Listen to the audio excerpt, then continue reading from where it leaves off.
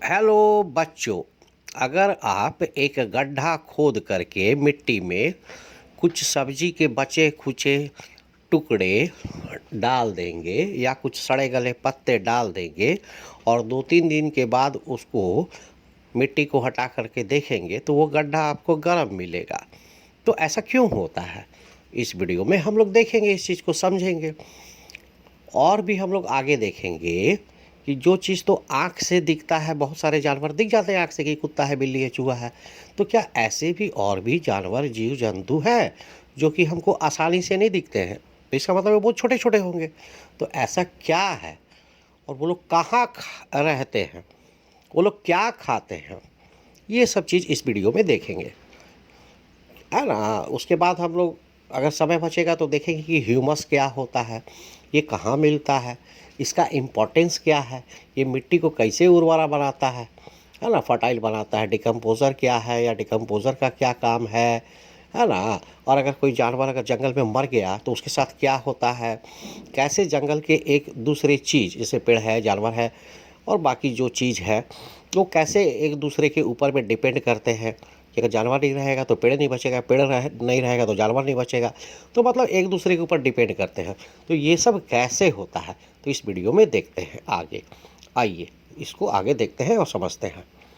तो बच्चों, मैं captain Sanjay Singh, merchant navy, navy Ray coaching. Captain Sanjay Singh, merchant navy, navy Ray coaching. तो आइए वीडियो में आगे बढ़ते हैं।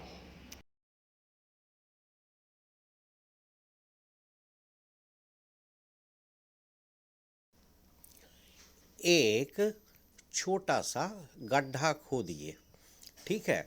उस छोटे से गड्ढे को खोदिए और उसमें वेजिटेबल के वेस्ट, जो बचे खुचे सब्जी के वेस्ट होते हैं ना, जैसे भिंडी काटे तो कुछ उसका भाग बच गया, पत्ता गोभी काटे तो ऊपर वाला पत्ता, तो ये सब जो वेस्ट है, जो सब्जी हम लोग बनाते समय छांट के अलग कर देते हैं, उसको जमा कीजिए, इकट्ठा कीजिए।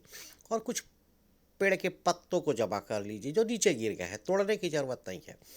इन सब को जमा करके वो जो गड्ढा खोदे मिट्टी में उसमें डाल दीजिए। फिर ऊपर से मिट्टी से ही उसको कवर कर दीजिए, ढक दीजिए। फिर थोड़ा सा पानी दे दीजिए उसमें।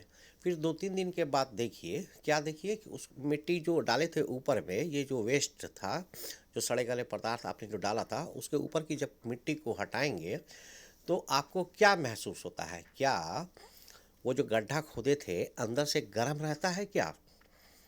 बाहर का टेम्परेचर कुछ और रहेगा और वो गड्ढा, उस गड्ढे में जो वेजिटेबल का वेस्ट और पत्ता सब डाले थे, तो क्या वो गड्ढा का एरिया जो है गर्म महसूस होता है? तो आप देखेंगे कि वो जो गड्ढा है, जो पिट है, PIT पिट, वो गर्म महसूस होता है। क्यों? क्योंकि अंदर में आपने उस गड्ढे के कुछ सामान डाला है, वेजिटेबल वेस्ट डाला है, पत्ते डाले हैं, वो डिकम्पोज भी हो रहे हैं, उससे जो है CO2 भी रिलीज हो रहा है ना। तो और CO2 गर्मी पैदा करता है। तो नंबर एक कारण तो ये है कि अंदर में जो पत्ते हैं और जो वेजिटेबल वेस्ट है उनसे CO2 निकल रहा है। और CO2 जो है एक गर्म चीज़ है ना, एक्सोथर्मिक रिएक्शन है, मतलब उसमें गर्मी पैदा होती है। तो उसके कारण भी वो जगह गर्म हो रहा है। और दूसरा कारण क्या है, मोस्ट इम्पॉर्टेंट, कि मिट्टी जो ऊपर से आप दिए हैं तो वो प्रेशर दे रहा है उसके ऊपर में, उस वेजिटेबल वेस्ट और वो जो भी पत्ते वत्ते थे सड़े गले, उनके ऊपर में प्रेशर दे रहा है।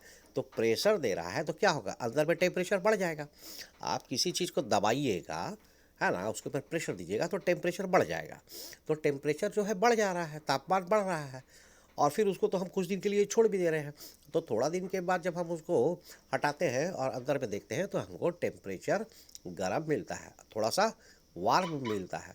तो ये कारण है कि क्यों सब्जी, वेजिटेबल और कुछ पत्तों को अगर किसी गड्ढे के अंदर में 2-3 दिन के लिए रख दें और उसके ऊपर में मिट्टी का कवर कर दें और बाद में उसको चेक करें 2-3 दिन के बाद, तो वहाँ पे वो गड्ढा जो है हल्का गर्म मिलता है।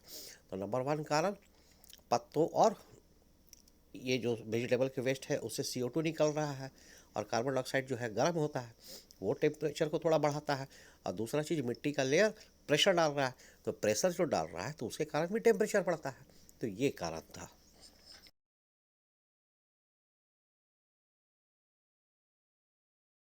अब आगे बढ़ते हैं कि उन जानवरों को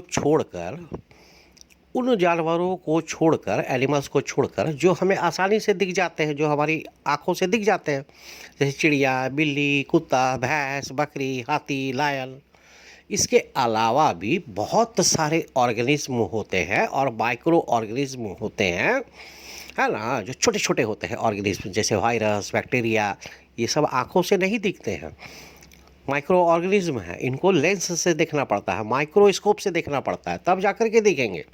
और इसी तरह के बहुत सारे ऑर्गेनिज्म और माइक्रो ऑर्गेनिज्म जो कि छोटे छोटे होते हैं या बहुत ही छोटे छोटे होते हैं, वो मिट्टी में भी मिलते हैं।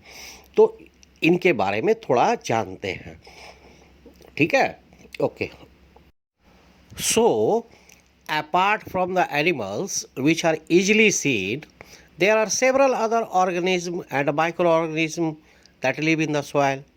तो इनमें से कुछ क्या होते हैं, जैसे कि मशरूम है, छोटे हैं ना, आँख से दिखते हैं मगर छोटे हैं, तो मशरूम का पौधा। कुछ कीड़े मकोड़े हैं जो कि छोटे हैं पर आँख से दिखते हैं, जैसे कि कीड़े मकोड़ों पे जैसे मिलीपेड्स, MILLIPEDES, मिलीपेड्स। ये क्या होता है? तो सुने नहीं है आपको? कोई दोस्त लोग जब गुस्सा जाता है तो बोलता है अरे कन खजूरा कहीं का, है ना, या पिक्चर में सुने होंगे कोई हीरोइन जो है हीरो को डांट रही है, कन खजूरा। तो तो ये कन खजूरा क्या होता है? कीड़ा होता है, रेंगता है। ये आप नीचे जो वीडियो है उसमें फ़ोटो भी दिया हुआ है। तो ये कीड़ा है जिसकी बहुत सारे हाथ पैर होते हैं, बहुत सारे पैर होते हैं। और इसको कन खजूरा क्यों बोलते हैं? ये क्योंकि ये कान में घुस जाएगा ना तो बहुत दिक्कत करेगा, है ना, काटेगा आपको, इतना कान दर्द होगा ना कि आपको डॉक्टर के पास जाना पड़ेगा, और फिर डॉक्टर उसको ऑपरेशन करके निकालेगा।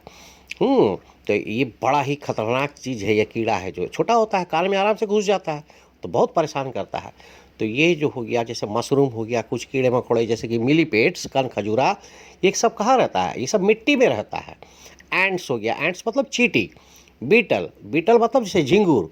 झिंगुर क्या होता है? बीटल, झिंगुर, ये भी एक काला रंग का कीड़ा होता है जो कि उड़ता है। छोटे छोटे काला रंग के कीड़ा होते हैं, और ये कभी काटेगा ना तो बड़ा जोर से चुभता है, बहुत जोर से लगता है। तो इसको झिंगुर क्यों बोलते हैं? जब आप क्रिकेट खेलते हैं, बॉल झाड़ी में चला जाता है ना, तो आप बॉल जब झाड़ी में जाते हैं बॉल को खोजने के लिए, तो आपको वहाँ पे आवाज़ नहीं आया है, झिन झिन झिन झिन झिन झिन, बहुत सारे छोटे छोटे छोटे छोटे छोटे छोटे कीड़े जो है वहाँ पे उड़ते रहते हैं और इस तरह से झिन झिन झिन झिन आवाज़ करते हैं। या आप कभी शाम में ट्यूशन से पढ़ के घर लौटते हैं, अंधेरा हो जाता है, तो थोड़ा खाली जगह मिलता है और जहाँ पे थोड़े पेड़ पौधे लगे हुए हैं, तो वहाँ भी आपको या आपने कभी ऐसा रात में आभास किया होगा घर के बाहर में या गार्डन वार्डन में कहीं पर कि झिन झिन की आवाज़ आती है, झिन झिन झिन झिन। तो इस तरह के जो आवाज़ निकालते हैं ना ये कीड़े, इन्हीं को झिंगुर बोलते हैं। क्योंकि ये झिन झिन करते हैं तो झिंगुर हो गए, है ना। इसी को अंग्रेजी में बीटल बोलते हैं, BEETLE, बीटल। ये कन खजूरा, मिलीपेड और बीटल, झिंगुर, दोनों का फोटो आपको आगे वीडियो में मिलेगा। ये सब कहाँ रहते हैं? ये सभी मिट्टी में रहते हैं, क्योंकि जंगल की बात कर रहे हैं हम लोग, तो जंगल का चैप्टर है, तो हम लोग मिट्टी में देख रहे हैं कि कौन कौन से ऑर्गेनिज्म या छोटे छोटे ऑर्गेनिज्म हैं जो कि मिट्टी में रहते हैं, है ना। तो इस तरह के बहुत सारे छोटे छोटे ऑर्गेनिज्म और माइक्रो ऑर्गेनिज्म जंगल में मिलते हैं। अब जंगल में अगर कभी आप जंगल की ज़मीन पे, फ्लोर पे, फॉरेस्ट का फ्लोर से आप कभी पत्ता उठाएंगे ना, तो पत्ता जो सड़ा गल के पत्ता नीचे गिर जाता है, तो जब उसको उठाएंगे ना तो उसके नीचे देखेंगे बहुत सारा गंदा लगा हुआ है, और उसको अगर, हाँ, है ना, मिट्टी उट्टी टाइप का कुछ लगा हुआ है, थोड़ा सा गंदा गंदा है, कीचड़ उचड़ टाइप का है, तो उसको अगर आप उठाएंगे और उसको लेंस से देखेंगे, हैंड का लेंस से ही, ज़रूरी नहीं कि माइक्रोस्कोप से ही, माइक्रोस्कोप ही ज़रूरी नहीं है, तो अगर लेंस से भी, हाथ वाला होता है लेंस, तो उससे अगर देखेंगे तो आप देखेंगे कि कुछ कुछ छोटे छोटे जो है मशरूम टाइप के पौधे हैं उसमें, जो कि पत्तों के ऊपर में उग गए हैं, या और भी बहुत सारे छोटे छोटे छोटे छोटे इंसेक्ट्स हैं, कीड़े मकोड़े हैं। हो सकता है कि उसमें आपको कुछ कन खजूरा यानी कि मिलीपेड्स भी मिल जाए, चींटी मिल जाए। चींटी आपको देखा होगा, कि पत्तों के आसपास में चींटी उटी मिलती है, या हो सकता है कि वहाँ पे झिंगूर मिल जाए, मतलब झिंगूर बीटल बीटल मिल जाए। तो इस तरह के छोटे मोटे कीड़े मकोड़े जो है ना, आप कभी ज़मीन के मिट्टी को के ऊपर में जो पत्ते उत्ते या कुछ गंदगी है उसको उठा कर देखिएगा पलट के, तो उसमें आपको इस तरह से मिल जाएंगे। ठीक है, तो इस तरह से हम देखते हैं कि जो जानवर जो आंखों से आसानी से दिख जाते हैं, शेर, चीता, भालू, बकरी, उनके अलावा भी बहुत सारे ऐसे ऑर्गेनिज्म या माइक्रो ऑर्गेनिज्म हैं जो कि मिट्टी में रहते हैं, है ना। तो ये सब जो है, जैसे बीटल, मिलीपेड्स, एंट्स, ये सब क्या है, चींटी, ये सब जो है इसी तरह के ऑर्गेनिज्म या माइक्रो ऑर्गेनिज्म हैं।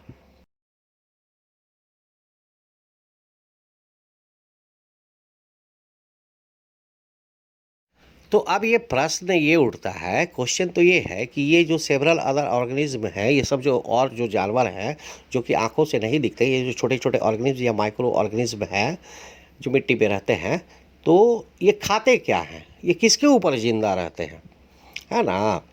तो मतलब क्वेश्चन क्या हो गया कि how this organism and microorganism that live in the soil eat and feed upon, क्या खाते हैं और किसके ऊपर फीड करते हैं, कैसे जिंदा रहते हैं। और एक चीज़ है कि इन सभी कीड़ों को ही क्या बोलते हैं, soil dwelling animals, SOIL, soil, soil बनेगी मिट्टी, ड्वेलिंग DWELLING, ड्वेलिंग, ड्वेलिंग बनेगी जहाँ रहते हैं, है ना। एनिमल्स कीड़े मकोड़े या जीव जंतु, तो मिट्टी में रहने वाले ये जो छोटे छोटे कीड़े हैं इन्हीं को soil dwelling animal, soil dwelling animal बोलते हैं। हाँ, इस वजह से बीटल हो ही गया आपका, मिलीपेड्स हो गया, एंट्स हो गया, चींटी हो गया, तो ये सब जो है ना, मशरूम हो गया, वो भी तो जीवन है ना, तो जीव जंतु है वो सब, तो जीव बने जानवर और जंतु बने कि जो जो जिसमें ज़िंदगी है। तो ये मशरूम हो गया, बीटल हो गया, एंड हो गया, मिलीपेड्स हो गया, ये सब जो है, केचुआ हो गया, अर्थवर्म हो गया, ये सब जो है आपके सोयल ड्वेलिंग एनिमल्स हैं जो कि ज़मीन में रहते हैं। ठीक है, तो ये अब क्वेश्चन था कि ये क्या खाते हैं और कैसे जिंदा रहते हैं। तो ये लोग जो है बेसिकली सैप्रोट्रॉप्स हैं। सैप्रोट्रॉप्स बताए थे ना कि ऐसे ऑर्गेनिज्म, ऐसे जीव जंतु जो कि डेड एंड डिकेइंग मैटर पर भोजन प्राप्त करते हैं।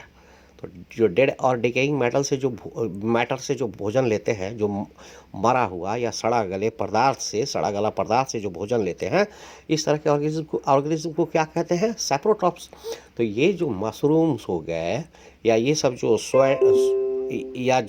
सोयल ड्वेलिंग एनिमल्स हो गए, ये सब सड़े गले मरे हुए जानवरों को खाते हैं और उनके ऊपर जीवित रहते हैं, उनके ऊपर ये डिपेंड करते हैं, निर्भर करते हैं। तो बेसिकली ये लोग सैप्रोट्रॉप्स हैं। तो एक लाइन में आंसर क्या हो जाएगा कि ये जो several other organism and microorganism that live in the soil eat and feed upon dead and decaying matter, basically they are saprotrophs. ये ऑर्गेनिज्म या माइक्रो ऑर्गेनिज्म जो कि मिट्टी पे रहते हैं छोटे छोटे, वो क्या सैप्रोट्रॉप्स होते हैं और वो मरे या सड़े गले हुए पदार्थ के ऊपर अपने भोजन को प्राप्त करते हैं और उन्हीं पर यह निर्भर करते हैं। 7. Science. NCERT, CBSE. Chapter Forests, Our Lifeline.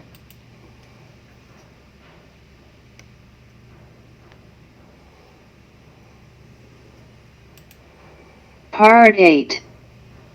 Organisms and microorganisms that live in the soil: millipedes, beetle, mushroom, ants, etc.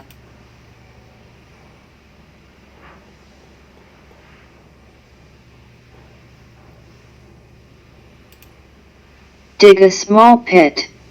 Put vegetable waste and leaves in it. Cover them with soil. Add some water. After 3 days, remove the upper layer of the soil. Does the pit feel warm inside? Yes, the pit will feel warm. Explanation: as the soil exerts pressure, temperature increases. We are taking it after some days so we feel more warm. Apart from the animals which are easily seen, what are several other organisms and microorganisms that live in the soil? Some of them are mushrooms, insects, millipedes, ants and beetle. There are several other organisms and microorganisms live in the forest. If we pick up leaves from the forest floor and observe them under a hand lens, we found tiny mushrooms over the decaying leaves and also an army of tiny insects, millipedes, ants, and beetle on them. Apart from the animals which are easily seen, there are several organisms and microorganisms that live in the soil.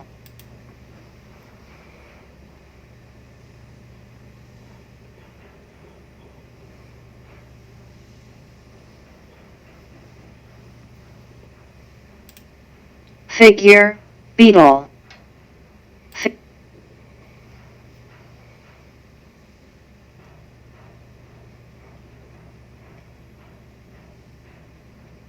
Figure, millipedes.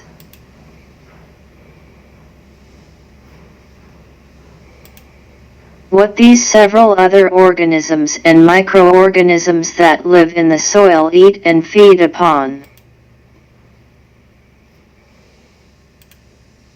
Mushroom and several other organisms and microorganisms that live in the soil eat and feed upon the dead plant and animal tissues. They are saprotrophs.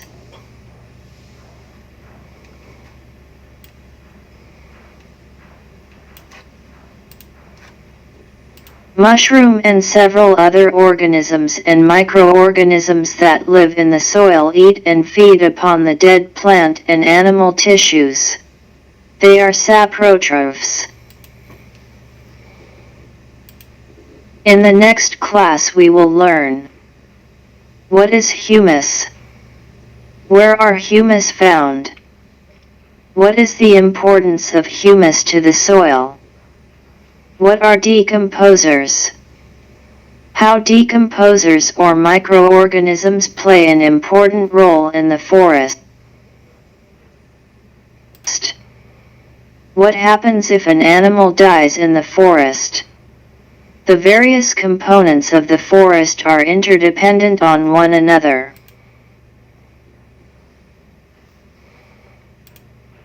Thank you. तो बच्चों आज के video में इतना ही।